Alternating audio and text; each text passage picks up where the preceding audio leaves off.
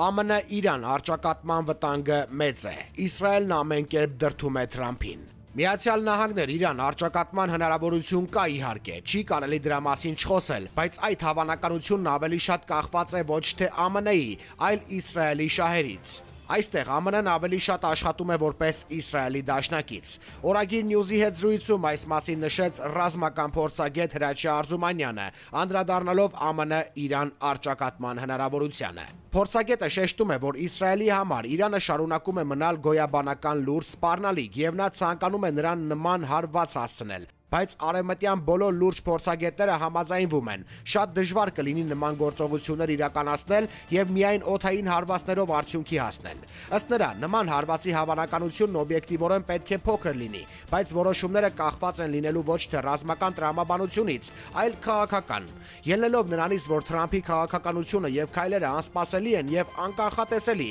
շատ դժվար է ստույգ գնահատական տալ, կլինի նման հարձակում թե ոչ։ Իրանը սպառնալիքը բավականին լուրջ է եւ Հայաստանն էլ դա պետք է լուրջ ընդունի եւ պատրաստվի գործողությունների։ Արզումանյանը նշում է, որ ԱՄՆ-ն նույնպես Իրանին դիտարկում է որպես ազգային անվտանգության սպառնալիք, սակայն նախընտրում է վերջինիս այդ խնդիրները դիվանագիտական ճանապարհով կարգավորել։ ԱՄՆ ազգային ռազմավարությամբ իր սպառնալիքները եւ թշնամիները Չինաստանն են, Ռուսաստանը, Հյուսիսային Կորեան եւ Իրանը։ Իրանը որպես սպառնալիք ԱՄՆ-ն գնահատում է, բայց այս փուլում իրենք նախընտրում են դիվանագիտական մեթոդներով աշխատել։ Դրա համար Թրամփն Իրանի առաջնորդին նամակ ուղարկեց, նա էլ մերժեց, բայց պատրաստ է ոչ ուղղակի բանակցությունների եւ այլն։ ԱՄՆ-ն կուզենար, որքան հնարավոր է շուտ կանգնեցնել Ուկրաինայի պատերազմը, կասեցնել Իրանի գործողությունները եւ կենտրոնանալ Չինաստանի ուղղությամբ։ ԱՄՆ-ի համար գլխավոր եւ հիմնական կետը Չինաստանն է, իսկ ինչպես դուրս գալ մերձավոր արևելքից, երբ քո դաշնակիցը Իսրայելն է եւ այլ նպատակներ ունի։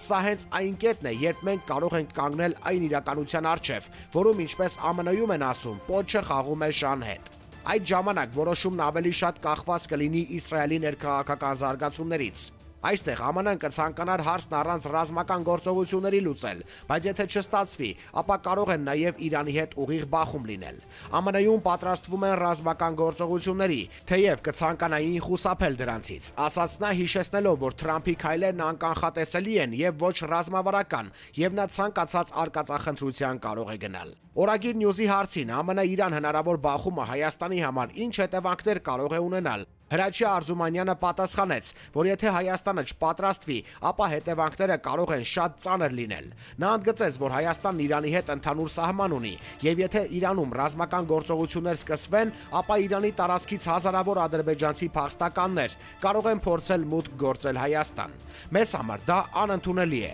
Մեր դիվանագիտությունը պետք է այդ հարցը լուծի, կամ էլ ռազմական մեթոդներով պատրաստվենք նրան, որ այնտեղից փախստականներ կարող են անցնել այստեղ։ Բացի այդ, կարող է անխուսափելի պատերազմ լինել, որովհետև Իրանի դեմ հարձակմանը կմասնակցի նաև Ադրբեջանը իր տարածքով եւ վերջինս էլ զուգահեռաբար կփորձի լուծել իր խնդիրները Սյունիքում կամ Երևանում։ Դրա համար քաղաքական գործիչների եւ ռազմաքաղաքական ղեկավարության համար շատ դժվար ժամանակներ են։ Պետք է կենտրոնանալ Իրանի վրա եւ Հայաստանի վրա, մնացածն արդեն երկրորդական է։ Դա բավականին մեծ եւ լուրջ սպառնալիք է Հայաստանի համար, եզրափակեց նա։ Դավիթ Գույում Նյութի աղբյուր օրագիր.news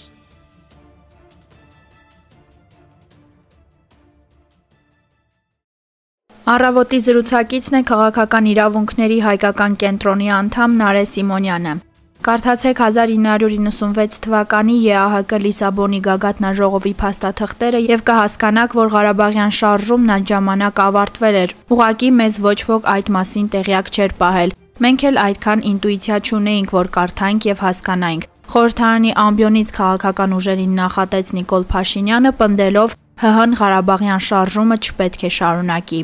Այս հայտարարությունը բազմաթիվ էմոցիոնալ մեկնաբանությունների տեղիք տվեց, բայց քաղաքական տեսանկյունից Ղարաբաղյան շարժումից հրաժարվելու պաշտոնական հայտ ՀՀ-ում ներկայացվեց 2018 թվականին։ Իշխանության բերելով Նիկոլ Փաշինյանին եւ ՔՊ-ին, ապա դա պաշտոնական տեսք ստացավ 2023 թվականին Պրահայում Արցախն Ադրբեջանի մաս ճանաչելով։ Հարցը կխնդրեի երկու տեսանկյունից վերլուծել։ Քաղաքական ուժերը հայտարարությունների մակարդակում ընդվզեցին Պրահյան համաձայնության դեմ։ Հիմա էլ էմոցիոնալ զրույցներ են տանում Ղարաբաղյան շարժումը չշարունակելու մասին Նիկոլ Փաշինյանի փաստագրման շուրջ։ Ինչ հետևությունների տեղիք է տալիս սա։ Չկա մեկ այլ երկրի ղեկավար, նույնիսկ թշնամական երկրներում, ով այնպիսի ոգևորությամբ, հետևողականությամբ կփորձի փակել Արցախյան հարցը եւ աբսուրդային փաստարկներով հիմնավորել Արցախի ադրբեջանական լինելը, ինչպես դա անում է Նիկոլ Փաշինյանը։ Դուք երբևէ լսել եք ԵԱՀԿ Մինսկի խմբի որևէ ներկայացուցիչ կամ երկրի ղեկավար Լիսաբոնի գագաթնաժողովի փաստաթուղթ վկայակոչի ի նշան այն բանի, թե Արցախյան շարժումն ավարտվել է։ Ես չեմ լսել նույնիսկ, որ Ադրբեջանի ղեկավարը նման փաստարկ բերի։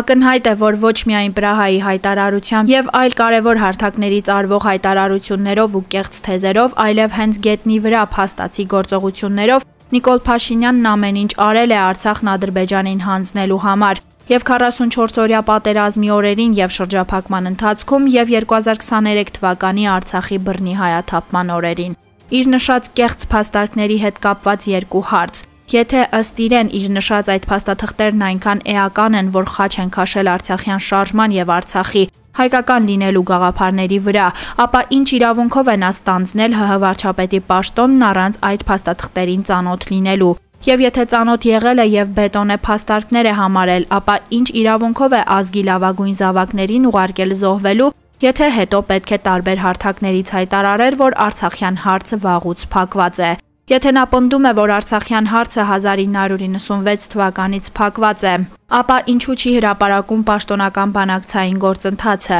Թող հրապարակի ինչ են բանակցել ՀՀ նախկին 3 նախագահները եւ ինչ է բանակցել Նիկոլ Փաշինյանը 2018 թվականից սկսված։ Առնվազն մինչև Նիկոլ Փաշինյանի կողմից բոլոր հնարավոր տարբերակներով եւ խոսքով եւ գործով Արցախի հանձնումը ոչ միայն ՀՀ նախագահները, ոչ միայն Ադրբեջանի ղեկավարը, այլև այնպիսի գերտերությունների ղեկավարները, ինչպիսիք են Ռուսաստանը, ԱՄՆ-ն եւ Ֆրանսիան, Արցախյան հարցը փակված չեն համարել, այլապես չէին էլ բանակցի։ Նույնիսկ այս ամենից հետո մի շարք երկրներ խոսում են Արցախի հարցի փակված չլինելու մասին։ Ավելին, այս ամենից հետո ոչ ԱՄՆ-ն, ոչ Ֆրանսիան, ոչ Ռուսաստանը ԵԱՀԿ Մինսկի խմբի լուծարում չեն առաջարկում։ Դա առաջարկում եւ առաջ է տանում Նիկոլ Փաշինյանը Ալիևի հետ համատեղ։ Փաստարկների մի փոքր մասին հասցրեցի անդրադառնալ, բայց նույնիսկ այսքանից պարզ է, որ Նիկոլ Փաշինյանն է Արցախյան հարցի փակման միակ շահառուն։ Ոչ հայ ժողովուրդը, ոչ միջազգային հանրությունը նրան չեն աջակցել եւ չեն աջակցում այդ հարցում։ Ինչ վերաբերում է հարցի էմոցիոնալ եւ գաղափարական կողմին, Արցախյան շարժումը օտարի շահը սպասարկող հակահայ ռեժիմը չի սկսել, չի կարող եւ չի ավարտել։ Արցախյան շարժումը ազգի նվիրյալներն են սկսել Երևանում, Ստեփանակերտում, հայկական տարբեր քաղաքներում։ Ազգի նվիրյալներն էլ ավարտելու են Ստեփանակերտում, Շուշիում, Մարտունիում, ամբողջական ազատագրված Արցախում։ Հաղթանակով դավաճանական պարտության հետ համակերպվելը նոր կորուստներ եւ նոր պարտություն է բերում եւ միայն պայքարից է, որ կարող է ծնվել հաղթանակ եւ արժանապատվության վերականգնում։ ՀՀ կառավարության 40+10 սոցիալական ծրագրում վերանայումը, այլ սոցիալական ծրագրերի կասեցումը արցախցիներին դուրս է բերել ազատության հրապարակ։ Եթե հիպոթետիկ ընդունենք, որ կառավարությունը համաձայնի ներկայացված պահանջներին եւ կասեցված սոցիալական ծրագրերը շարունակի, հարցը լուծվում է։ Հաշվի առնելով իրենց եւ հռետորաբանությունը եւ փաստացի քաղաքականությունը քիչ հավանական եմ համարում, որ առնվազն սոցիալական խնդրին երկարաժամկետ եւ արդարացի լուծում կտրվի։ Համակարգող խորհուրդը ի սկզբանե 4 առաջնահերթություն է հայտարարել Արցախ հավաքական վերադարձի իրավունքի ապահովումը, տեղահանված արցախցիների սոցիալական հրատապ խնդիրների լուծումը, ներառյալ բնակարանային ապահովման եւ զբաղվածության աջակցության ծրագրերի արժանապատիվ եւ արդյունավետ իրականացումը, Բաքվի բանտերից հայ գերիների վերադարձի ապահովումը, Արցախի հայկական մշակութային ժառանգության եւ մասնավոր ու հանրային սեփականության պահպանության երաշխավորումը։ Համակարգող խորհրդի կողմից ներկայացված պահանջագրում անդրադարձ է կատարվում մի շարք կարևոր խնդիրների, այդ թվում արցախցիներին ՀՀ քաղաքացիությունից հակասահմանադրական եւ զանգվածային ձևով զրկելուն, իշխանական շրջանակներից վարվող ատելության քարոզին, ԵԱՀԿ Մինսկի խմբի լուծարման եւ Ադրբեջանի դեմ ներկայացված գանգատներից հրաժարվելու անթույլատրելիությանը եւ այլ կարևոր հարցերի։ Չեմ կարծում, թե հարցերից միայն մեկին որոշակի լուծում տալուց հետո խորհուրդը հետ կկանգնի այլ պահանջներից եւ համոզված եմ, որ Արցախի ժողովուրդը կշարունակի իր պայքարը հանուն իր հավաքական իրավունքների եւ հանուն հայկական պետականության պահպանման։ Իդեպ սոցիալնախարարն իդեմս ՀՀ կառավարության պնդում է հրաժարվել Արցախի քաղաքացիությունից, օգտվել բնակապահովման ծրագրից եւ աշխատել, ասում է, սա է համակեցության ձևը։ Ես ներողություն եմ խնդրում, բայց այլ կերպ, քան ցինիկ եւ անպատասխանատու այդ հայտարարություններն անվանել չեմ կարող։ ՀՀ քաղաքացիությունից զրկելը թերևս բռնագաղթից հետո ՀՀ իշխանությունների կողմից արցախցիների հանդեպ կատարված ամենամեծ հանցագործությունն է։ Այն հակասահմանադրական է եւ խախտում է 150,000 մարդու բազային մի շարք իրավունքներ։ Սա իշխող ռեժիմի կողմից իրականացված ամենամասշտաբային հանցագործություններից է։ Իշխող վարչակազմը ոչ միայն զրկել է արցախցիներին իրենց քաղաքական իրավունքից, այլև իր համար կեղծ հիմքեր է ստեղծել հրաժարվելու արցախցիների սոցիալական խնդիրների լուծումից, վերադարձի, գույքային իրավունքների, մշակութային ժառանգության պաշտպանության եւ մի շարք այլ իրավունքների պաշտպանությունից։ Մեծ մասամբ սրա հետևանքով էլ ավելի անարդյունավետ են դարձել զբաղվածության ապահովման եւ բնակարանային ապահովման ծրագրերը։ Միակ ճիշտ որոշումը, որ կարող են կայացնել, ներողություն խնդրել իրենց հակասահմանադրական որոշման համար, հրաժարվել այդ որոշումից, հրաժարվել ՀՀ քաղաքացիության հարկադրման արհեստական քաղաքականությունից եւ վերադարձնել արցախցիներին իրենց ՀՀ քաղաքացիությունը,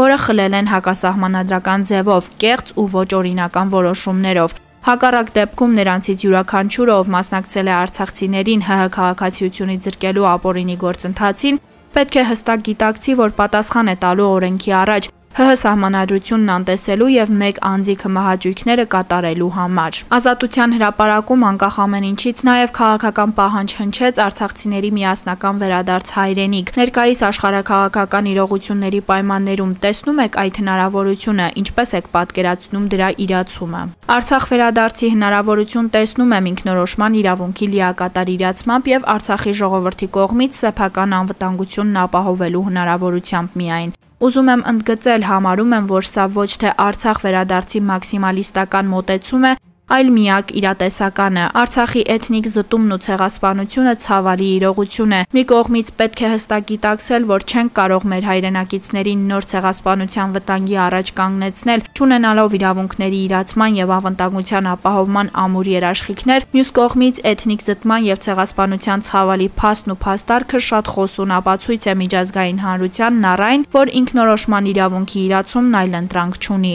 Այլընտրանքը մարդկության պատմության մեջ հայտնի մեծ հանցագործությունն է ցեղասպանությունը։ Ինչ վերաբերում է աշխարհաքաղաքական իրողություններին, ապրում ենք այնպիսի ժամանակներում, երբ աշխարհաքաղաքական իրողությունները շատ արագ են փոխվում։ Այսպիսի իրավիճակներում միշտ էլ հնարավորության պատուհան բացվում է, բայց որպեսզի կարողանանք օգտվել այդ հնարավորությունից, պետք է մինչ այդ այսպես կոչված դաշտային աշխատանք կատարվի անվտանգային միջավայրի բարելավման, բանակաշինությամբ, ինքնորոշման եւ ընդհանրապես արցախցիների հավաքական իրավունքների մասին բարձրաձայնելով, մեր դեմ կատարած հանցագործությունների մասին խոսելով, իրավական եւ տեղեկատվական գործընթացներով։ Այս պահին այդ աշխատանքը ցավոք սրտի անհայտների, խմբերի եւ ազգային ինստիտուտների ուսերին է։ Ավելի արդյունավետ է հօգուտ Ադրբեջանի արվող աշխատանքը ոչ միայն Իլհամ Ալիևի, նաև Նիկոլ Փաշինյանի ջանքերով։ Առհասարակ կարծում եմ, որ ոչ միայն արցախցիների, այլ ամբողջ հայ ազգի առաջ ծառացած ոչ միայն իրավական եւ պահանջատիրական, այլև անվտանգային, սոցիալական, դիվանագիտական եւ այլ ազգային կարեւորության խնդիրները կարող են լուծում ստանալ միայն թշնամու շահը սպասարկող ռեժիմի հեռացմամբ եւ ազգային շահով առաջնորդվող իշխանությունների առկայության դեպքում։ Նյութի աղբյուր, Առավոտ, AM